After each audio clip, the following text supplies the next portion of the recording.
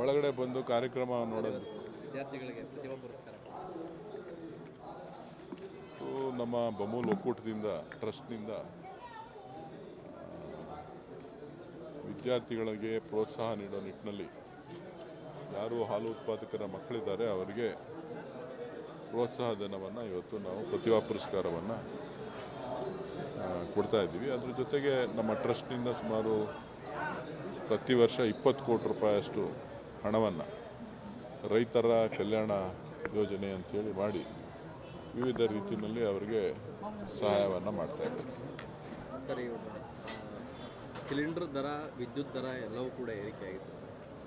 Commercial cylinder ದರ 900 ರೂಪಾಯಿ ಏರಿಕೆ ಆಗಿದೆ. ಇದಕ್ಕೆ ಕೇಂದ್ರ ಸರ್ಕಾರ ಉತ್ತರ ಕೊಡಬೇಕು.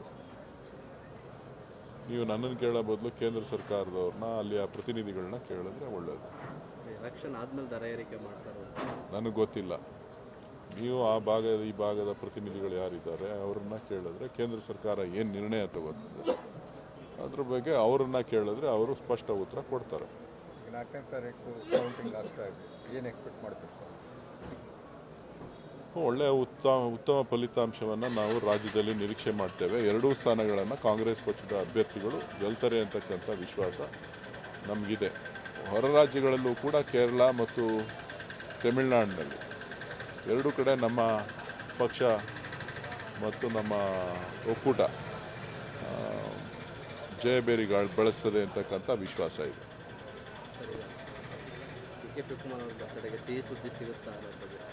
ಗೊತ್ತಿಲ್ಲ ನನಗೆ, ಅದ್ರ ಬಗ್ಗೆ ನನಗೆ ಮಾಹಿತಿ ಇಲ್ಲ. ನೀವೇನಾರ ನನಗೆ ಮಾಹಿತಿ ಇದ್ದರೆ ಹೇಳಿ. ಹೇಳ್ತಾರೆ 15ನೇ ತಾರೀಕು ಹಾಗೆ ಆಗ್ತಾರೆ ಅಂತ ಹೇಳ್ತಾರೆ. ಅವರು ಶಾಸಕರಿದ್ದಾರೆ, ಅವರು ಹೇಳ್ತಾರೆ. ನನಗೆ ಅದ್ರ ಬಗ್ಗೆ ಮಾಹಿತಿ ಇಲ್ಲ.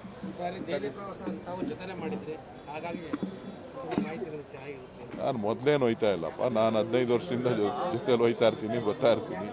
ಯಾವಾಗಲೂ ನಾನು ಓಡಾಡೋದು ನಿಮಗೂ ಗೊತ್ತು, ನನಗೂ ಗೊತ್ತು. ನಾನೇನು ಹೊಸದಾಗೇನು ದೆಹಲಿಗೆ ಅಪರೂಪಕ್ಕೆ ಏನೋ ಹೋಗ್ತಾ ಇಲ್ಲ, ಹೋಯ್ತಾ ಇರ್ತೀನಿ. ಕೆಲಸ ಇದ್ದಾಗೆಲ್ಲ ಹೋಗ್ತಾ ಇರ್ತೀವಿ. ಪಕ್ಷ ಅದನ್ನು ಅಧ್ಯಕ್ಷರವರು ಅವ್ರೇನು ಹೇಳ್ತಾರೆ ಅದರಂತೆ ಪಕ್ಷ ನಡ್ಕೊಳ್ಳೋದು.